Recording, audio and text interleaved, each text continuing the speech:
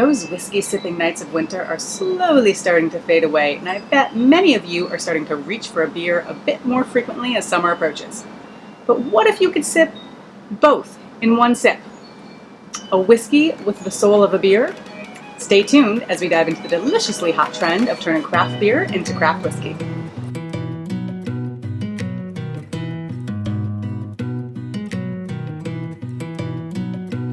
So all whiskey is essentially distilled beer, but you wouldn't want to drink the majority of the beer that turns into your whiskey because it's unfinished, simple beer without the blending of malts, addition of hops, fruit, souring yeasts, oak barrel aging, or any other unique and innovative finishing approaches that craft brewers take to make that delicious beer you crave.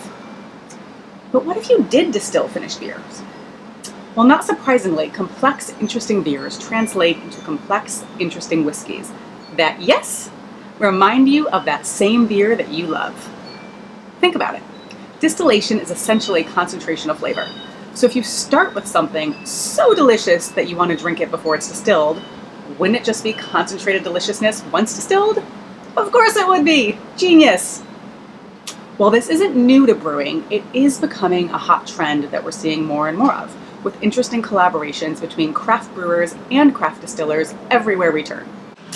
First up, we're headed to Massachusetts to Boston Harbor Distillery. We have a whole feature article coming up about this distillery next week, so make sure to subscribe and join Tippler Nation so you don't miss it. But today, we're diving into one of their Spirit of Boston whiskeys, which are called Spirit of Boston because they are made from local Sam Adams beers. Can't get much more Boston than that. Now, quick side note here. The jury is still out a bit on if you can technically even call these whiskeys with TTV laws and regulations. So you'll see on the bottles that I'm sharing today, both this one and the next one, the descriptor, spirits distilled from grain and hops. I point that out simply so if you see things like that on other bottles, it doesn't confuse you and scare you away. It's whiskey, just handcuffed by weird labeling laws at times. Back to the whiskey. So the one I have here is Boston Harbor Distillery. It is 84 proof, and it is distilled from Sam Adams Double Black Lager. So let's take a sip. First on the nose. Chocolate, oak, some deep caramel, and there is like a little beer essence to it. I know, I don't even know how to describe it, but every one that I've experienced that's a craft beer turned into craft whiskey, I do get a sense of beer. I don't know if it's biased because I know it is or what, but I get it.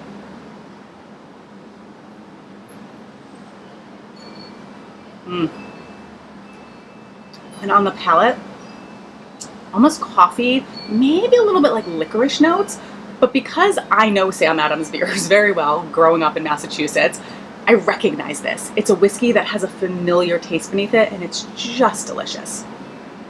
The fun thing about this is that all of the Spirit of Boston whiskeys are limited editions simply because Boston Harbor Distillery continues to experiment with different Sam Adams beers, and some of the beers that they use are limited release as well.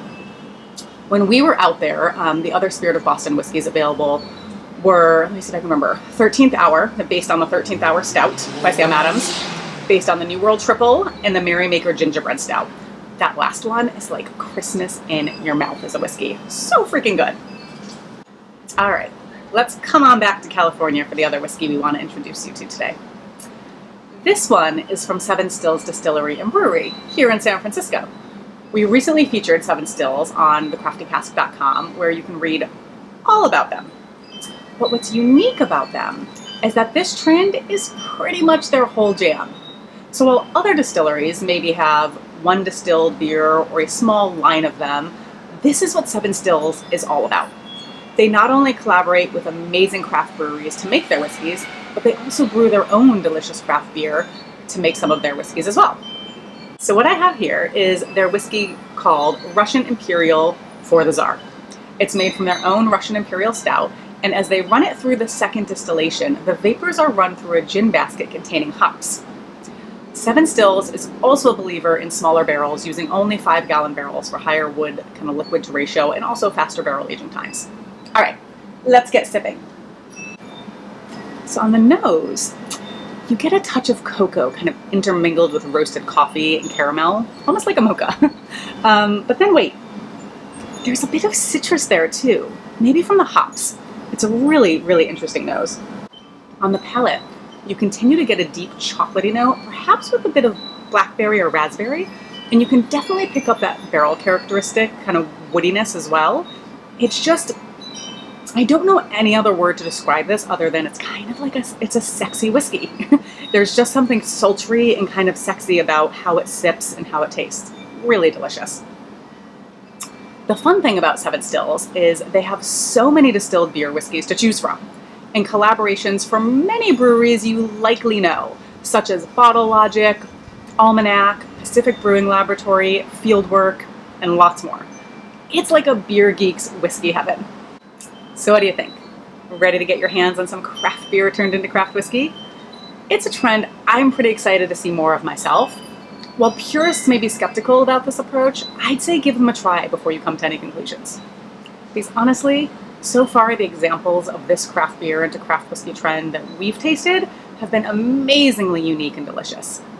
And after all, isn't unique and delicious what this craft revolution is all about? Until next time, drink craft and drink local. Cheers!